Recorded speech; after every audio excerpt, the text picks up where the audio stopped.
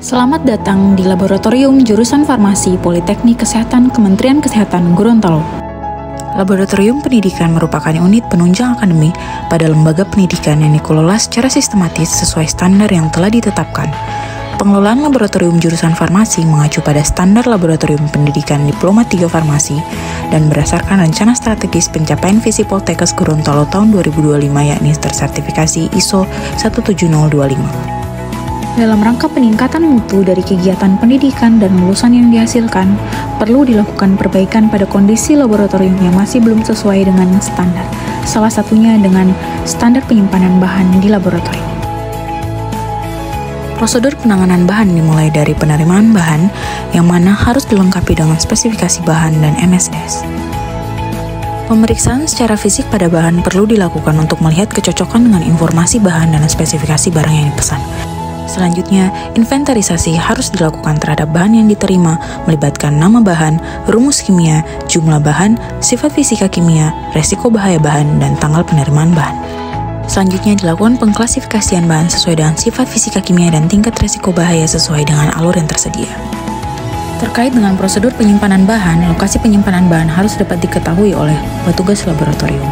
Bahan ditempatkan pada fasilitas penyimpanan yang tertutup dan aman. Pada setiap penyimpanan bahan, khususnya bahan kimia, harus dilengkapi dengan labeling dan MSDS yang mencantumkan tindakan pencegahan dan penanggulangan saat terjadi bahaya.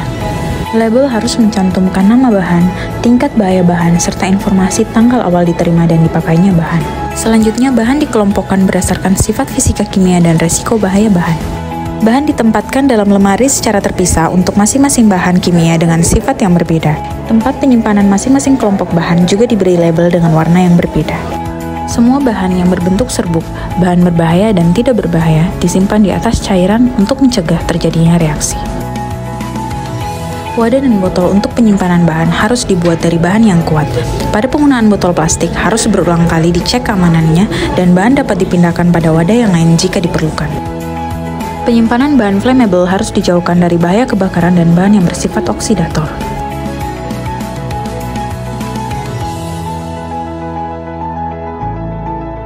Tempat penyimpanan bahan harus bersih, kering, dan jauh dari sumber panas atau paparan sinar matahari dan tidak langsung bersentuhan dengan lantai gedung. Obat-obatan disimpan sesuai dengan saran penyimpanan di tempat yang kering, bersih, dan aman serta terlindung dari sinar matahari langsung.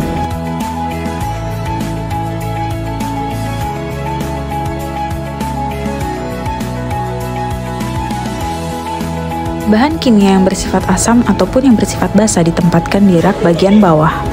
Penyimpanan bahan kimia korosif jangan sampai bereaksi dengan tempat penyimpanannya. Bahan kimia yang bersifat oksidator dipisahkan dari banyak bahan, terutama dari bahan flammable. Bahan beracun harus diberi label dengan jelas dan menghindari kontak dengan bahan lain. Dalam penggunaan bahan, setiap pengguna laboratorium sebaiknya mengakses data informasi bahan sebelum menggunakan bahan dan mengetahui informasi bahayanya. Data informasi bahan dapat diakses oleh seluruh pengguna laboratorium melalui tautan yang tersedia dan ditempelkan di ruang kerja laboratorium. Selanjutnya, praktikan harus melaporkan penggunaan bahan laboratorium melalui form yang tersedia.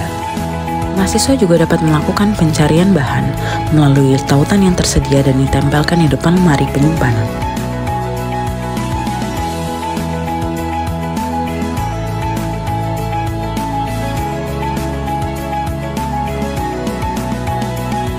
Setiap pengguna laboratorium harus bekerja sesuai dengan SOP dan MSDS masing-masing bahan.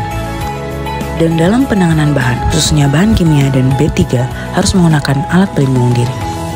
Pengguna laboratorium tidak boleh memindahkan bahan kimia atau bahan lainnya keluar dari area laboratorium. Praktikan harus mengetahui klasifikasi bahaya dari suatu bahan untuk penanganannya. Setelah pelaksanaan praktikum, petugas laboratorium mengembalikan bahan sesuai lokasi penyimpanan bahan tersebut. Bila pekerjaan telah selesai, amankan bahan, bersihkan lingkungan kerja dan wadah dari sisa-sisa bahan. Cukup sekian yang dapat saya sampaikan. Terima kasih atas perhatiannya.